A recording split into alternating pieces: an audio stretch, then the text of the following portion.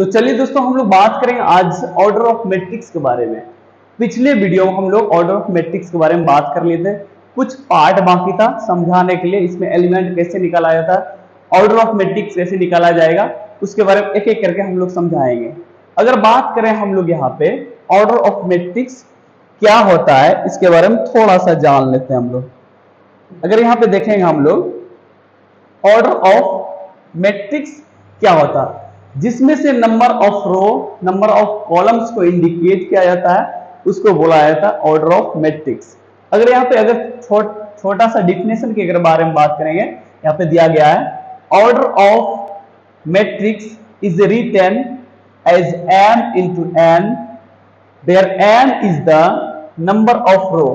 m क्या है? Number of रो को इंडिकेट करता है, m is the number of row and n is the number of column, that is called order of matrix। अब इसके बारे में थोड़ा सा इजी वे में समझ लेते हैं। यहां पे अगर हम बात करेंगे तो ये फर्स्ट रो है, क्या है यहाँ पे? फर्स्ट रो है। ये फर्स्ट रो है तो यहाँ फर्स्ट सभी में लिख दिया है। यहाँ पे क्या दिख रहा है? Second row. क्या है? ये सेकेंड रो। ये सेकेंड रो है तो हम लोग यहाँ पे सेकेंड लिखेंगे, 2 2 2, यहां भी 2। क्लियर हो गया यहाँ पे? अब यहाँ पे क्या है? थर्ड रो है। क्या है? Third row, 3 3 3 3 3। क्लियर? अब एक चीज क्लियर कर देते हैं, m को हम लोग इंडिकेट करते हैं रो से। किससे? रो से। क्लियर? n को इंडिकेट करते हैं कॉलम से। ये बात तो क्लियर हो गया। अब देखो यहाँ पे ये डॉट डॉट जो दिख रहा है यहाँ पे, ये रो है, ये रो में दिख रहा है, ये तो mth रो होगा। क्या होगा? m। यहां भी m, यहां भी m, यहां भी m। क्लियर हो गया यहां तक? अब यहां पे देख लेते हैं, अब रो को हम लोग का काम कंप्लीट हो गया, रो का काम हम लोग का कंप्लीट हो गया। क्लियर? अब देखना है कॉलम का काम बाकी है, कॉलम का वर्क करना है। चलिए यहां से हम लोग स्टार्ट करते हैं एक एक करके। ये फर्स्ट कॉलम है। क्या है? ये फर्स्ट कॉलम है। तो कॉलम वाले में कॉलम को फर्स्ट कॉलम है तो फर्स्ट फर्स्ट फर्स्ट फर्स्ट लिख देना। क्लियर हो गया? ये सेकेंड कॉलम है। क्या है? सेकेंड कॉलम जो होता है वर्टिकल वे में होता है, उसको कॉलम बोला जाता है। क्लियर? ये सेकेंड कॉलम है तो 2 2 2, यहाँ पे 2 भी देते हैं। क्लियर? ये थर्ड कॉलम है। क्या है? थर्ड। यहाँ पे 3, यहाँ भी 3 3 3 दिए। क्लियर हो गया? ये क्या हुआ? nth कॉलम है, कॉलम को इंडिकेट करता है n से। ये n लिखते हैं यहाँ पे। क्या लिखेंगे? n n n n। इसी को हम लोग लिखते हैं order of matrix m into n। अगर हम एक एग्जांपल लेते हैं यहाँ पे, जैसे कोई भी नंबर एग्जांपल ले लेते हैं हम लोग।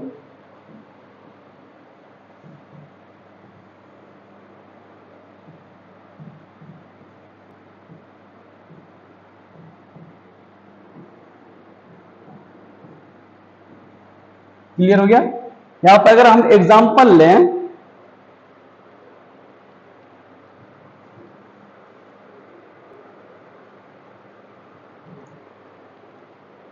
यहां पे हम एक एग्जांपल लिए, अगर पूछे आप लोगों से ये A11 है। क्या है? A11। क्लियर हो गया? अगर यहां पूछे A11 कौन सा एलिमेंट है, इनमें से कैसे प्राप्त करेंगे?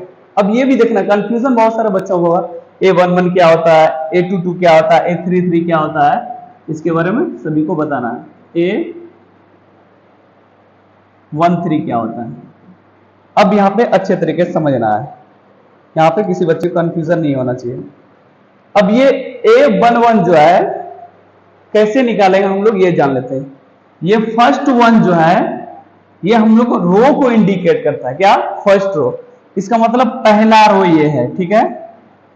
कि बाद में जो ये 1 जो है, तो मतलब पहला कॉलम कौन सा है, तो पहला रो ये है, पहला कॉलम ये है, तो इसका मतलब A11 हम लोग का आंसर होगा 2।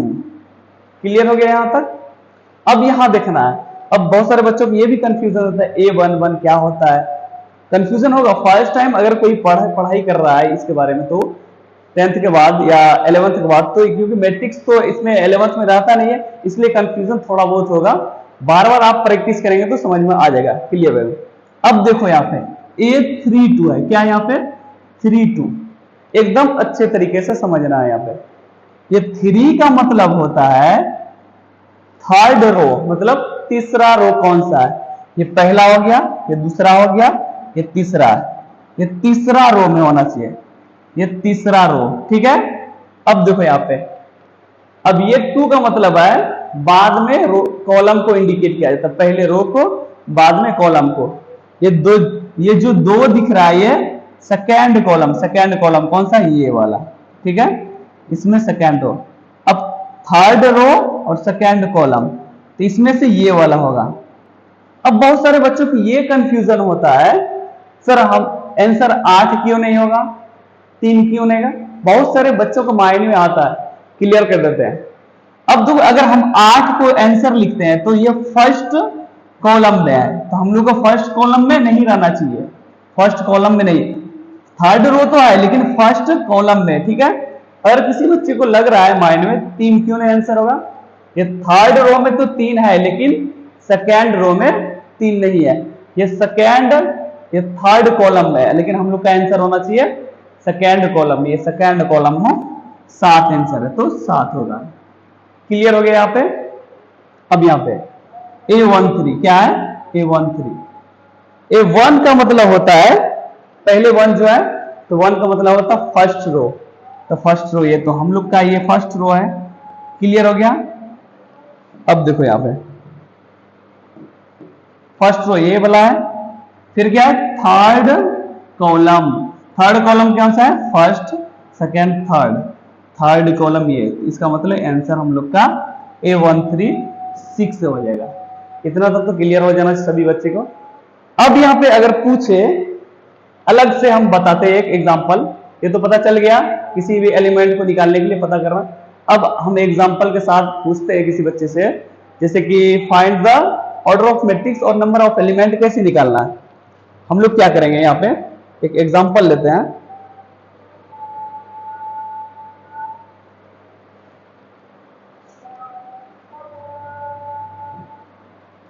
चलो एकदम अच्छे तरीके से समझना है आप लोगों को।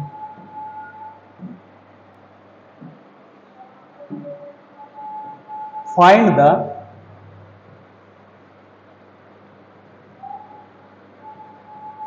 The order of matrix. Clear है। एक चीज और क्लियर कर देते हैं, अगर जो पहले हम बताए अगर नहीं समझ में आया, यहाँ पे एक एग्जांपल 5-6 एग्जांपल बताइए, एकदम इजी वे में समझ में आ जाएगा 100%। एक यहाँ पे एग्जांपल लेते हैं हम लोग,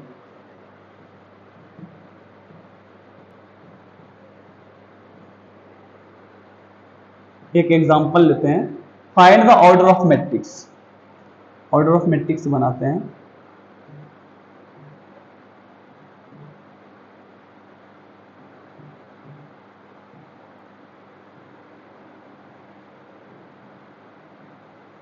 अब इसमें पूछ रहा है, इसमें से ऑर्डर ऑफ मैट्रिक्स कितने का बना हुआ है ये पूछ रहा है। सबसे पहले क्या करना है, काउंट करना है, इसमें से रो कितना है और कॉलम कितना है। ये फर्स्ट रो हो गया, सेकेंड रो है, थर्ड रो। एक चीज हमेशा याद रखना मैट्रिक्स चैप्टर में, सबसे पहले रो को लिखा जाता है, बाद में कॉलम को लिखा जाता है। क्लियर। क्या करेंगे, ये थर्ड रो है, कितना रो है इसमें, 3 रो है, तो 3 रो लिख दिए इनटू। क्लियर। अब कॉलम को काउंट करेंगे, कितना कॉलम, 1 कॉलम, 2 कॉलम, 3 कॉलम, ये 3 कॉलम। अगर आंसर पूछे तो इसको लिखना है ऑर्डर ऑफ मैट्रिक्स इज 3/3। ये एक एग्जांपल हो गया। क्लियर हो गया। ये क्या हो गया, एक एग्जांपल हो गया। अब दूसरा एग्जांपल हम पूछते हैं यहाँ पे, एकदम इजी वे में, कुछ भी डिफिकल्टी लेवल का नहीं है।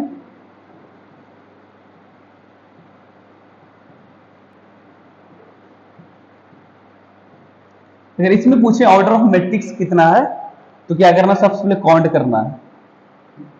एक छोटा सा बच्चा भी आप समझ सकता है, सिर्फ सीधा सीधा जो हॉरिजेंटल वे में है फर्स्ट रो, ये सेकेंड रो, ये थर्ड रो। रो को हम लोग पहले लिखते हैं, क्या करते हैं, रो को पहले। क्लियर हो गया, रो को हम लोग क्या करते हैं, पहले लिखते हैं। अब कॉलम कैसे, जो वर्टिकल वे में है कॉलम 1 2 3, तो हम लोग 3 यहां लिख देते हैं। अब क्या लिखना है, ऑर्डर ऑफ मैट्रिक्स कितना का है, यहां पे लिखना है ऑर्डर ऑफ मैट्रिक्स इज 3/3। एक और एग्जांपल ले लेते हैं हम लोग, थर्ड एग्जांपल, ठीक है।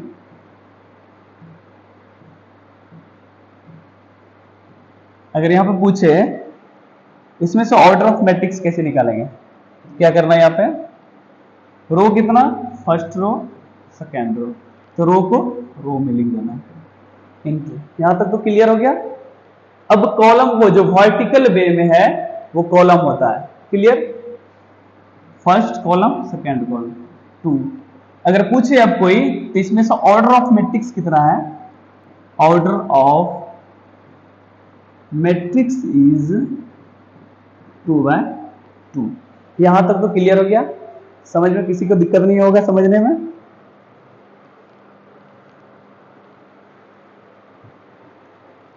अब इसी में हम लोग बात करेंगे,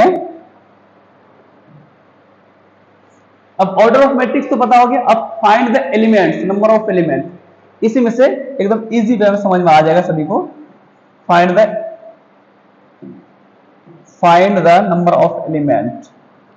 एक एग्जांपल लेते हैं, क्वेश्चन दिया गया है फाइंड द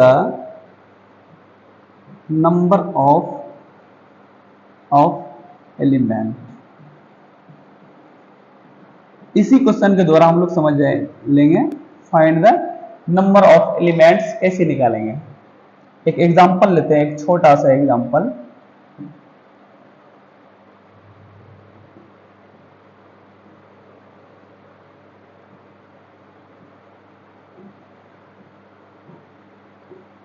अगर पूछे कोई find the number of element कितना है, कुछ भी नहीं करना है, ऐसे भी काउंट करते हैं, फर्स्ट रो सेकेंड रो, तो 2 रो लिख देते हैं, कॉलम कितना, फर्स्ट सेकेंड 2, क्लियर हो गया।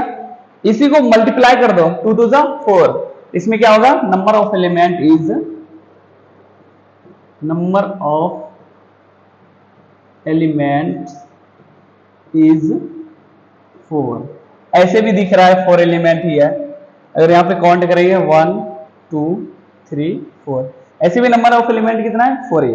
एक और एग्जांपल लेते हैं, बहुत सारे बच्चे को हो सकता है समझ में नहीं है, लेकिन फिर से हम लोग समझ लेते हैं। Find the number of element कैसे निकालना, find the number of elements. Example लेते हैं 3 8 12 5 2 9 5 6 8।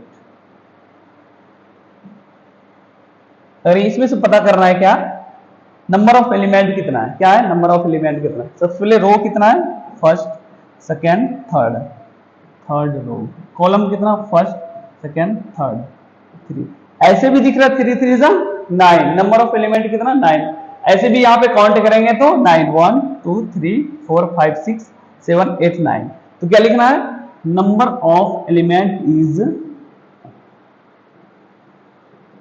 Number of elements is 9, clear हो गया। नंबर ऑफ एलिमेंट्स हम लोग पता कर लिए कैसे, ऑर्डर ऑफ मैट्रिक्स कैसे निकालना है, नंबर ऑफ एलिमेंट कैसे निकालना है, ये भी क्लियर हो गया। अब आगे जाकर हम लोग बात करेंगे टाइप्स ऑफ मैट्रिक्स के बारे में, रो मैट्रिक्स क्या होता है, कॉलम मैट्रिक्स क्या होता है, डायगोनल मैट्रिक्स क्या होता है, स्केलर मैट्रिक्स क्या होता है, सभी चीजों के ऊपर हम लोग एक एक करके बात करेंगे यहाँ पे। अब चलिए यहाँ पे टाइप्स ऑफ मैट्रिक्स के बारे में बात कर लेते हैं। ये तो ऑर्डर ऑफ मैट्रिक्स हो गया था हम लोग का, अब बात करेंगे हम लोग यहाँ पे टाइप्स ऑफ मैट्रिक्स के बारे में। किसके बारे में बात करेंगे, टाइप्स ऑफ मैट्रिक्स के बारे में।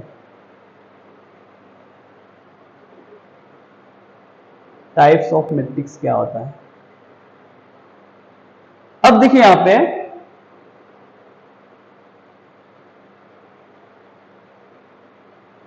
टाइप्स ऑफ मैट्रिक्स क्या होता है, इसको एकदम अच्छे तरीके से शांति समझना है, कुछ भी नहीं है, एकदम इजी भी है। रो मैट्रिक्स क्या होता है, कॉलम मैट्रिक्स क्या होता है, स्क्वायर मैट्रिक्स क्या होता है, डायगोनल मैट्रिक्स क्या होता है, इसका डेफिनेशन भी समझाएंगे एक एक करके।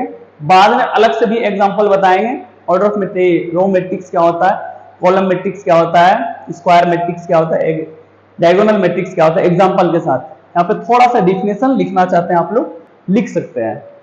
अब यहाँ पे देखते हैं फर्स्ट नंबर में जो दिया गया है रो मैट्रिक्स है। क्या मैट्रिक्स है, इसमें से रो मैट्रिक्स है। रो मैट्रिक्स क्या होता है, a matrix that has only one row and any number of column is called row matrix. मतलब सिर्फ इसमें एक रो रहे और कॉलम जितना भी रहे इससे कोई मतलब नहीं है, तो उसी को बोला जाता है रो मैट्रिक्स। एग्जांपल यहां पे दिया गया है। अगर यहां पे एग्जांपल की अगर बात करें, यहां पे